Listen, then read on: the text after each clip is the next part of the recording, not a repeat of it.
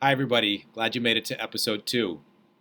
I want to remind everybody that what I'm talking about in these first several episodes is a document that you can find on my Facebook page, Robert Rue Writer.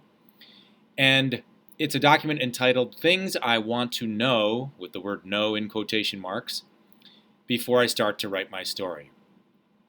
And before I go any farther, I wanted to flag a couple of things.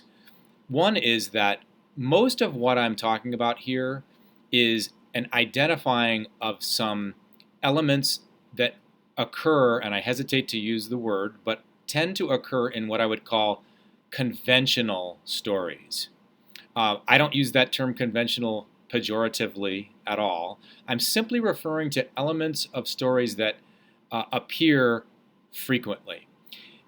In a later episode, I am going to talk about some really useful ways in which we can and even should defy some of these conventional principles. But I'd like to put that aside for a little while. The next thing I wanted to flag before going any further with some of the prompts that I have on this sheet is that, of course, what I've written on this sheet has an order to it. There's no way not to have an order when you're typing a document. But I don't mean to imply that the ideas for my stories come to me in some incredibly organized order, and certainly not necessarily the order that I've typed on this sheet. In fact, in many cases, I'm not sure that I could even describe to you what order some of these ideas came to me. So for this episode, let's get into mostly what is going to be a discussion of how I think about character. Again, even before I've written any lines of a script or of a story. And so again, you can follow along with me if you have the document. One of the first things that I am almost certain to want to know is who my protagonist is in this story. And I'm going to want to know something about what their quote-unquote normal situation is in life. And I pause over the word normal because I don't mean by that my protagonist's life has to be normal, certainly in some judgmental way, or even by comparing it to what is usual to other people's lives. If I have a character who is a sergeant in the military in combat, his normal life might be utter chaos. And I say that only because, as you'll see later on, I do think it is important for us to have a sense of what that quote-unquote normal is so that the story can throw something at that protagonist that upsets that normal. And that's going to be a key for allowing a lot of things to happen in, again, most stories.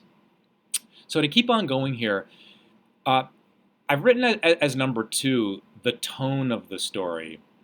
And rather than getting right away into character, I mention that quickly because I do know that often, even as I'm brainstorming a character, I have a sense of the feel of a story.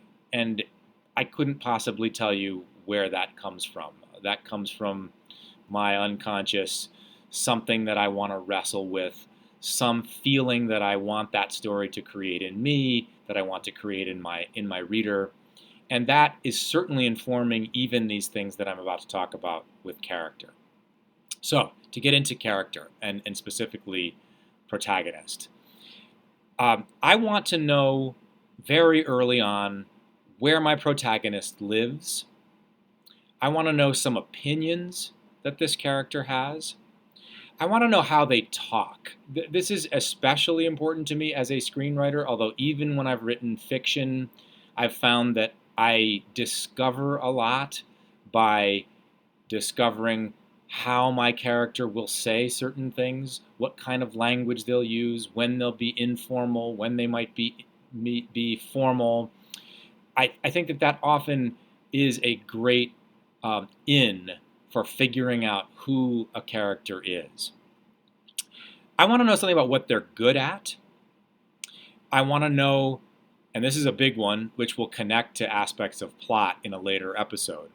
I want to know what this character's flaw or emotional hole is, and I want to know what damage that flaw or emotional hole is causing.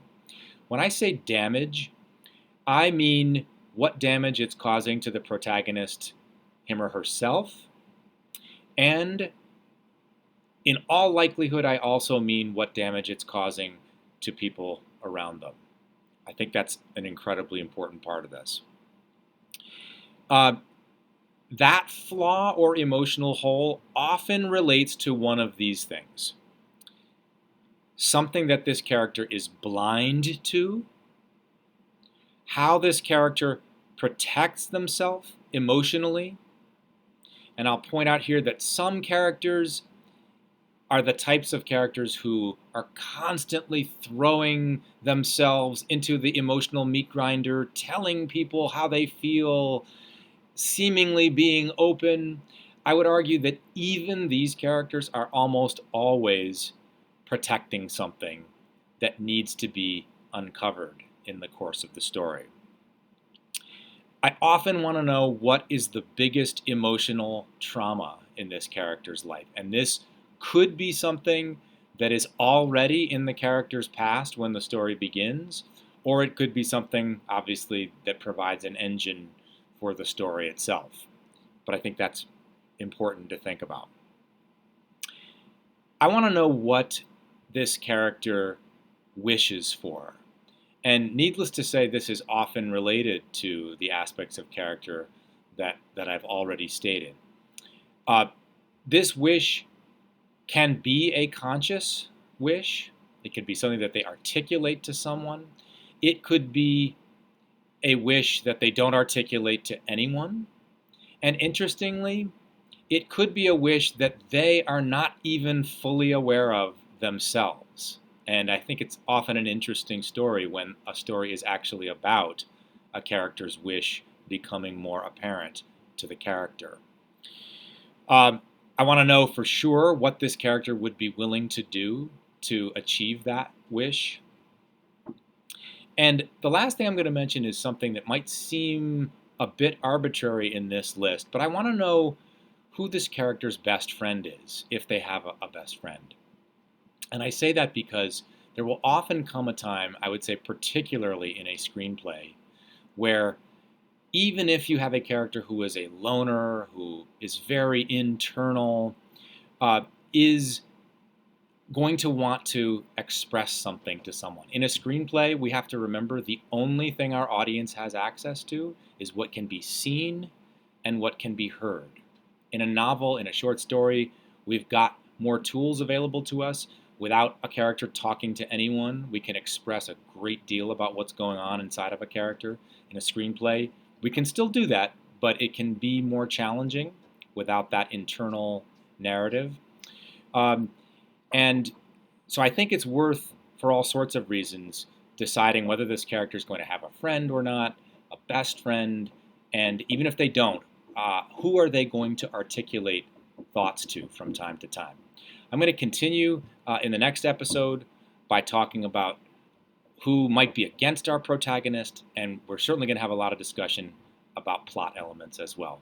Thanks, everybody.